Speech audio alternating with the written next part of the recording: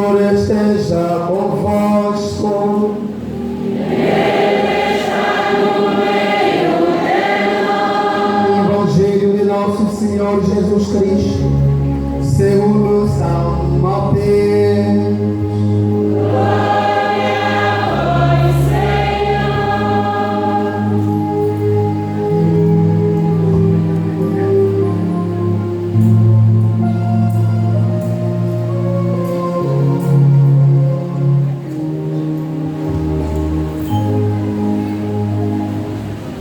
Naquele tempo, os fariseus reuniram-se para deliberar sobre a maneira de surpreender Jesus no que dissesse. Enviaram-lhe alguns dos seus discípulos, juntamente com os herodianos, e disseram-lhe: Mestre, sabemos que és sincero e que ensinas segundo a verdade o caminho de Deus, sem deixares influenciar por ninguém, pois não fazes acepção de pessoas. Diz-nos o teu parecer. É lícito ou não pagar tributo a César? Jesus, conhecendo a sua malícia, respondeu: Por que me tentais, hipócritas? Mostrai-me a moeda de tributo. Eles apresentaram-lhe um denário. Jesus perguntou: De quem é esta imagem e esta inscrição? Eles responderam: De César.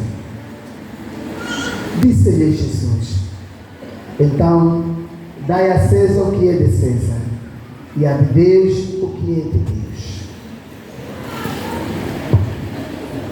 Palavra da salvação. Glória a vós, Senhor.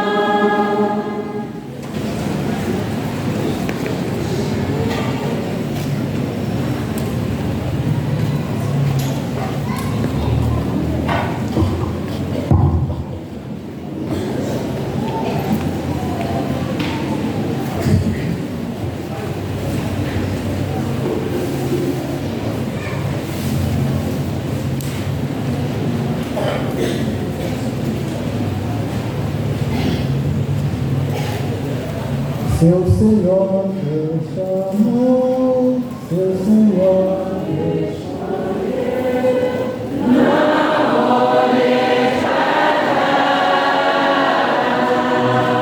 Seu Senhor te chamou, seu Senhor te chamou.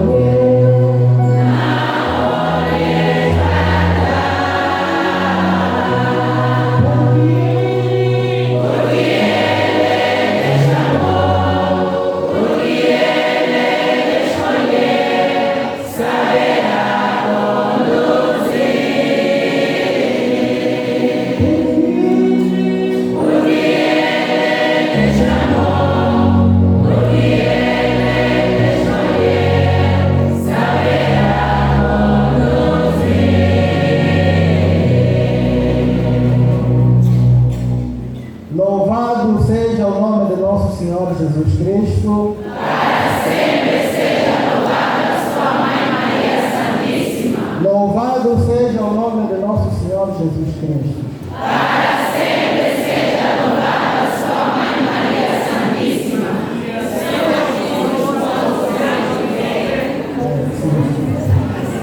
Muito bem. Amados irmãos e amadas irmãs, primeiramente gostava de agradecer a providência divina que nos permitiu estar hoje aqui em São Pedro, na Capela de São Pedro, para podermos acompanhar e acolher o nosso padre, o nosso irmão Dário. E também agradeço ao Sr. Padre Dário pelo convite que formulou para estar aqui. E vejo neste convite que ele fez para mim um chamado do Senhor, porque o Senhor nos fala de muitas maneiras e naturalmente falou-nos também através deste convite que Ele nos fez. E hoje, de forma providencial, porque a Igreja Universal celebra o Dia Mundial das Missões. Então, hoje não teríamos uma bênção maior, senão o acolhimento do nosso irmão, do vosso filho, do nosso padre, Dário. É sempre uma graça, sobretudo no Dia das Missões, poder acolher um padre, e o padre da nossa comunidade. Não sei se a comunidade de São Pedro já tem algum padre. Então, é o primeiro. É uma bênção. É uma bênção. Amados irmãos e amadas irmãs, como dizíamos, estar aqui é uma providência. Como começamos com aquele canto vocacional, se o Senhor te chamou, se o Senhor te escolheu, não olhe para trás. E certamente hoje estamos aqui porque o nosso padre Dário, apesar de todas as dificuldades que terá encontrado ao longo da sua caminhada vocacional, permaneceu firme. Por isso hoje, além de falarmos e comentarmos os textos que ouvimos, gostávamos de falar também sobre a vocação. E a primeira ideia, o primeiro ensinamento que a Igreja nos dá sobre a vocação é que a vocação é uma eleição divina. Ou seja, o padre, o homem que se consagra através do sacramento da ordem, é alguém que é eleito por Deus. Tal como Jesus Cristo mesmo o diz: não fostes vós que me escolhestes, fui eu que vos escolhi. Então, nós devemos perceber que a vocação é uma eleição divina. É Deus quem chama, quem quer e como quer. E este princípio faz-nos perceber alguns elementos fundamentais sobre a vocação. Primeiro, que a vocação não depende necessariamente da circunstância do homem. Ou seja, não é porque a pessoa que é chamada por Deus é a mais santa de todas. Não. Não é porque é a mais inteligente. Não é porque é a mais bonita. Simplesmente é porque Deus a ama e ama o seu povo e chama esta pessoa para que esta pessoa seja ministro do seu povo. Este é o primeiro ponto. E se nós percebermos este princípio, perceberemos também que o padre, o sacerdote, não é o dono da graça. O padre ou o sacerdote é ministro da graça. Repito, o padre não é dono da graça, mas o padre é ministro da graça. Nós, quando somos proprietários de algum bem, nós sabemos como é que vamos usar este bem. Por quê? Porque nos pertence. Mesmo em questões jurídicas, o bem que me pertence, posso aliená-lo como quiser, porque é meu. Mas aquilo que não me pertence, eu não posso alienar, não posso vender. Por quê? Porque não me pertence. Dou um exemplo. Quem é o catequista? Chama o catequista geral. Catequista responsável. Quem é o catequista responsável? Catequista, vamos, por favor? Sim, o catequista Bartolomeu. O catequista Bartolomeu, por exemplo, se quiser, ele pode vender a sua residência, não? Sim. Por quê? Porque lhe pertence, ele é dono da sua residência. Mas o catequista Bartolomeu não pode vender essa capela. Por quê? Não lhe pertence. Ele está aqui como ministro. Então assim também acontece com o padre. O padre é consagrado para ser não dono da graça, mas ministro da graça. E a partir desse princípio da eleição, pode nos ajudar a desenvolver e a desenvolver também no espírito do sacerdote uma certa humildade. Porque o padre percebe que a graça que recebe não é dele, como dono, mas lhe pertence enquanto ministro. Isso também evita certa arrogância que o sacerdote pode ter. Quando nós temos consciência que o ministério, que a graça que nós recebemos, devemos exercer como ministros e não como donos, também seremos cada vez mais humildes, cada vez mais disponíveis à própria graça.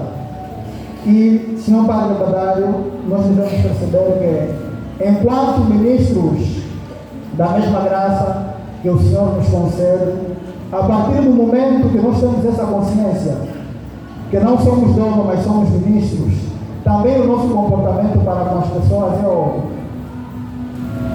é um comportamento de servo, é um comportamento de alguém que está à disposição dos outros. E deveis saber que, por causa deste fato, nós não podemos agir nem por arrogância, porque muitas vezes quando nós pensamos que somos donos da graça, nos tornamos diante do povo de Deus arrogantes e nos tornamos também distantes. Mas, ainda que isso aconteça, é necessário que saiba que entre o santo povo de Deus há quem sempre reza por nós. As nossas mamás, os nossos fiéis, há muitos que, além daqueles que ficam por aí falando mal dos sacerdotes, ainda há muitos também que rezam por nós. Essas pessoas simples, nós também as devemos ter sempre no coração. E o segundo ponto é que o sacerdote, quando é consagrado, o sacerdote torna-se um sinal. Hoje, a nossa humanidade, a nossa sociedade é feita, sobretudo, de sinais. Sinais de morte e sinais de vida. Sinais de esperança e sinais de desespero. Talvez nos devíamos perguntar, o Sr. Padre Dário devia perguntar-se, que sinal quer ser para aquele povo que o Senhor lhe vai confiar? E o sacerdote é, antes de mais, sinal da graça de Deus. O sacerdote é sinal da graça de Deus. E como dizíamos, esta graça que não lhe pertence, mas que é de Cristo e que ele age como administrador. E por isso é muito fundamental e é importante. E a igreja ainda nos recorda que o sacerdote, o padre, é alter Cristo, ou seja, um outro Cristo. O sacerdote é um outro Cristo. E este é um privilégio que só o sacerdote tem, diria em sentido pleno, e não o comum dos fiéis. Por quê? Porque o sacerdote é capaz de agir em nome de Cristo. E nós percebemos que o sacerdote age em nome de Cristo, sobretudo naquelas funções que só o próprio Cristo pode fazer. Que é, por exemplo, os 2 maiores milagres que Cristo deixou ao mundo. Tantas coisas Jesus fez, sobretudo milagres. Alguns milagres que Jesus fez, como curar os doentes. Isto também os outros rabinos e alguns magos também podiam fazer isso. Mas Jesus fez 2 milagres que só o sacerdote também pode fazer. Que é ressuscitar o morto e dar a salvação. Os outros magos, os magos nesse caso, eles podiam curar toda espécie de doença, podiam fazer também milagres. E até, por exemplo, há relatos na história de pessoas que ressuscitaram cadáveres, não? Sim, pessoas que morreram e ressuscitou. Mas a vida sobrenatural que Jesus Cristo dá aos homens e a salvação, que é a vida sobrenatural, a vida em Deus, isto só o sacerdote pode dar. E este é um privilégio que o Senhor concede aos sacerdotes. Isso acontece, por exemplo, no confessionário. Isso acontece no confessionário. Quem está em estado de pecado está em estado de morte. Quem está em estado de pecado está em estado de morte. E é um homem morto. É um cadáver ambulante. É um cadáver que anda, que caminha por aí.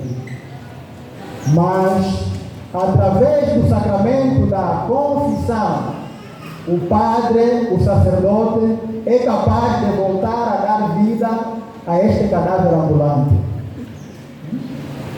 Por isso, o Catecismo de São Pio X diz-nos: entre os sacramentos existem 5 sacramentos dos vivos e 2 sacramentos dos mortos. Quais são os sacramentos dos mortos? O batismo e a confissão.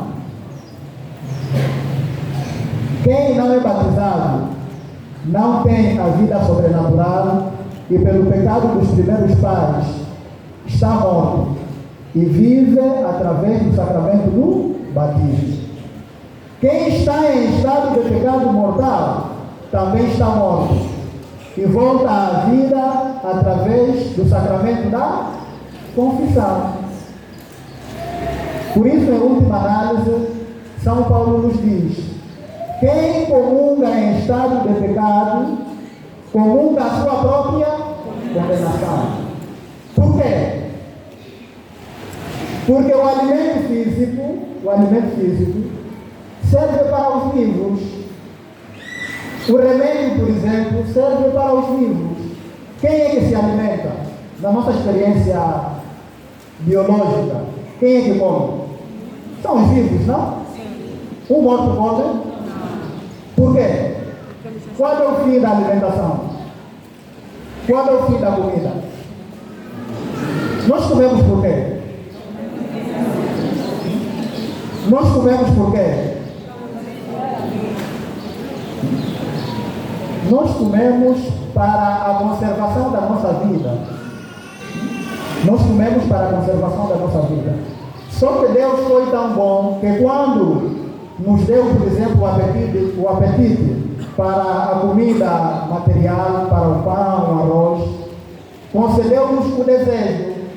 Este desejo que é esta procura pelo alimento.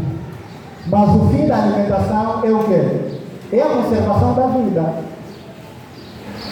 Quem, por exemplo, está doente, perde apetite, pode ter fome, mas não tem apetite ou não? Não consegue comer. Então Deus concedeu-nos apetite para que o apetite nos estimulasse a procurar o alimento que dá a vida ao corpo biológico. Então isso acontece também a nível espiritual. O que é a comunhão, senão o alimento que nos faz continuar a caminhar nesta existência, que é o alimento dos peregrinos, como nós dissemos. Mas quem está na morte espiritual através do pecado, assemelha-se à pessoa que tem a morte biológica. Ainda que coma, não faz efeito. Por quê? Porque já não pode conservar a vida, porque não tem. Quem também está morto, não pode, espiritualmente, não pode conservar a vida divina através da comunhão. Por quê? Porque não tem. Por isso nós podemos ouvir quando Jesus apresenta-nos a parábola do filho pródigo. O filho mais novo vai e tem o banquete que o pai lhe deu, não? O filho mais velho aparece, todo triste, e diz ao pai: eu estive sempre consigo, nunca me deste um banquete, nunca deste um banquete para que eu faça com os meus amigos. Mas este teu filho, deste-lhe banquete. O que o pai diz? O teu irmão estava morto e voltou? Estava morto como se regressou sozinho? Estava morto como? Se voltou sozinho. Ele não voltou à casa do pai com os próprios pés. Como é que o pai diz que estava morto? Porque o pecado nos põe na morte, a morte espiritual. E ele voltou à vida através desse simbolismo da penitência, do regresso à casa do Pai. Então, só o sacerdote nos pode conceder esta graça de nós condenados, de nós mortos, voltarmos à vida, voltarmos à comunhão com Deus. E em relação aos textos que acabamos de ouvir, gostava de fazer um comentário ao Santo Evangelho. Este Evangelho tão belo, que podemos ficar com o seguinte: Jesus apresenta esta parábola depois dos fariseus, por um lado, e por outro lado, os herodianos, terem feito uma armadilha para ver se Jesus, nas suas próprias palavras, se condenasse.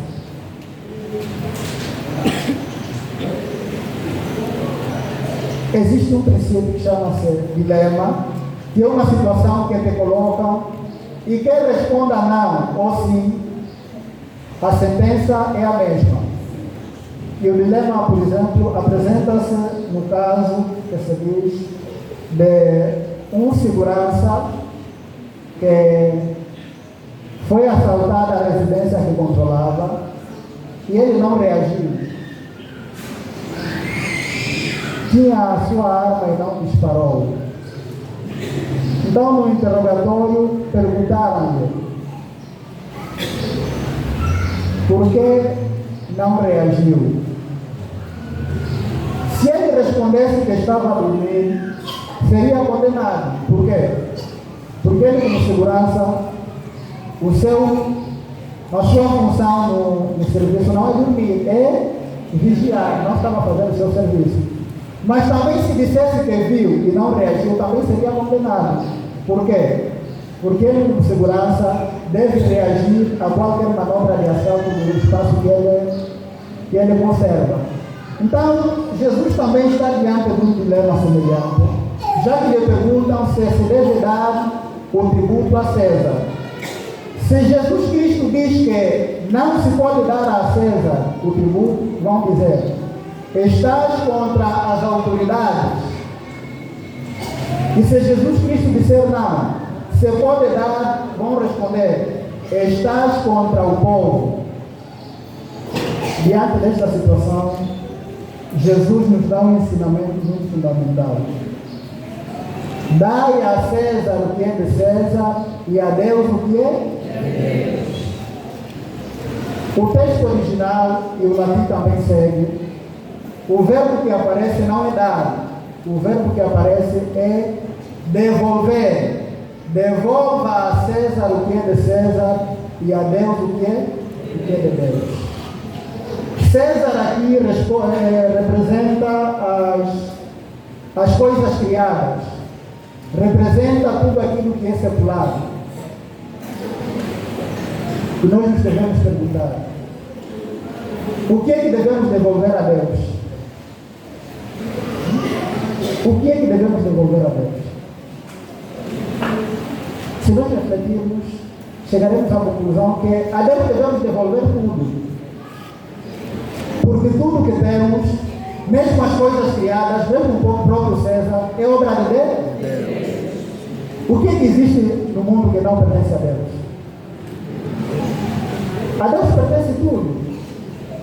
Então, Jesus, ao dizer: devolvei a César o que é de César e a Deus o que é de Deus, está a chamar a atenção a estes que lhe provocam sobre a necessidade de olhar para uma teologia da plenitude e não apenas uma teologia do mínimo ou do medíocre. Nós muitas vezes agimos de forma medíocre nas nossas vidas, de forma mínima. A Deus o que é mínimo. Sabem como é muitas vezes a nossa religiosidade? A nossa religiosidade muitas vezes resume-se em vir aos domingos à capela e participar da missa que dura 1 ou 2 horas. Quando o padre fala muito, como estou a fazer hoje, 2 horas e meia. Isso é o mínimo que eu posso dar a Deus. Então, quando sai daqui da igreja, qual é a conclusão? A Deus já dei o suficiente. Agora, quando saio, devo dar o que pertence às criaturas. É assim que nós vivemos. É assim que é conduzida a nossa vida. A Deus o mínimo e as criaturas o resto. Esse é o dever, por exemplo, em relação ao nosso comportamento muitas vezes aqui na igreja. O Deus que fez e que está na capela, não é o mesmo Deus que está fora? Ou há um Deus aqui na capela, há outro Deus fora? Como é a nossa atitude muitas vezes, por exemplo? Está a vir aqui, chega no portão, amarra o pano. Este é o mínimo necessário. O mínimo necessário que eu posso dar a Deus é vestir-me bem, decentemente, durante uma hora que eu fico na igreja. Este é o mínimo necessário. Por quê? Nós entramos na lógica que o pecado é natural, desde que não seja aos extremos. Eu posso me vestir de forma indecente, mas desde que não seja todos os dias. Então deve ter alguns lugares que seleciono, onde eu devo me vestir bem. E esses lugares são o pouco que devo dar a Deus. E o resto depois devo dar a César. Mas não. Jesus nos quer apresentar a teologia da totalidade. A Deus devemos dar tudo. Porque Deus que está aqui é o mesmo que está lá fora. E isso muitas vezes, caro Padre Dário, pode acontecer também entre nós os sacerdotes. A teologia do mínimo. A teologia do mínimo funciona como? A teologia do mínimo funciona para os fiéis não me incomodarem. Então, na semana, encontro terça-feira. O padre atende das 8 às 12. Resolvi o problema. Este é o mínimo que eu posso dar a Deus. Depois de terça-feira, o padre também tem sua vida pessoal. O mínimo de Deus já dei na terça-feira. O mínimo de Deus já dei na terça-feira. Esse é o dever, por exemplo, a coerência que encontramos em Jesus Cristo. Jesus Cristo que ama o Pai na sua totalidade. E nós também devemos aprender isso de Jesus. Amar a Deus na sua totalidade.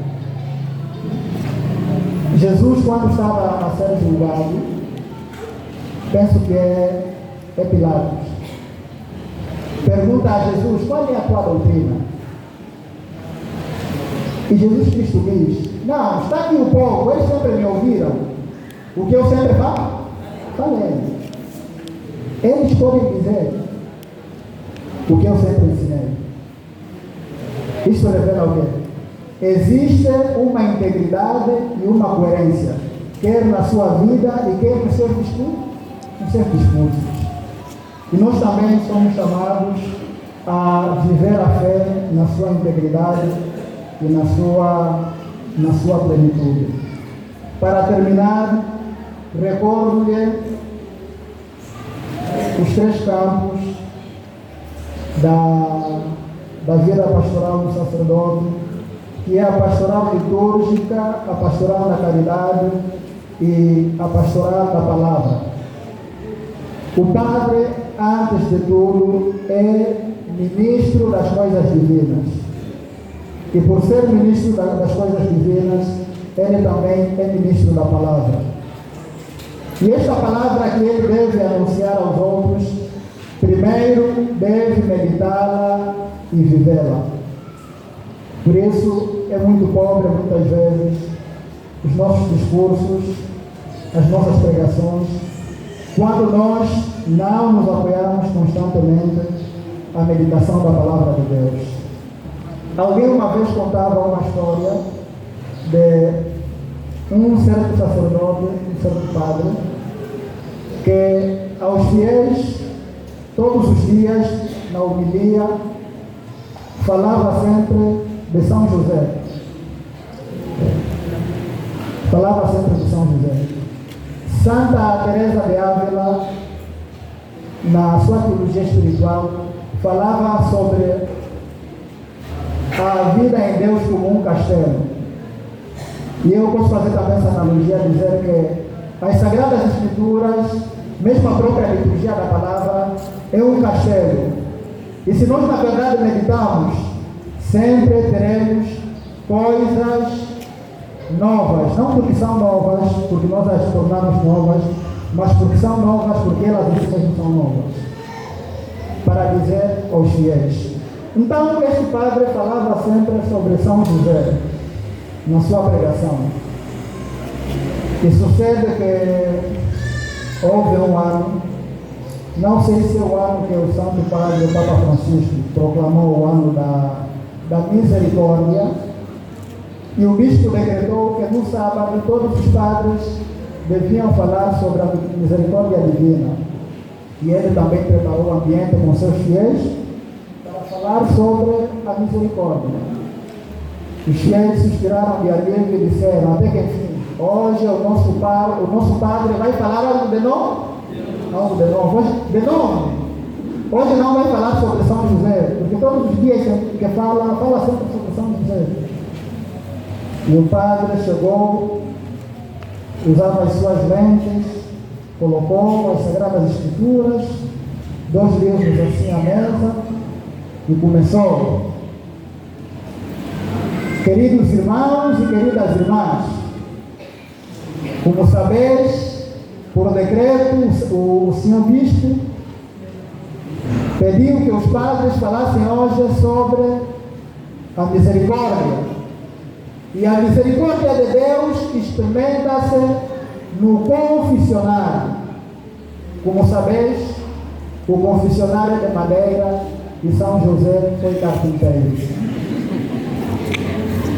Acabou por falar sempre de São José. Então, que nós nos aberemos na palavra de Deus e saibamos descobrir nela sempre novos aposentos. Glória ao Pai, ao Filho e ao Espírito Santo. Como era no princípio,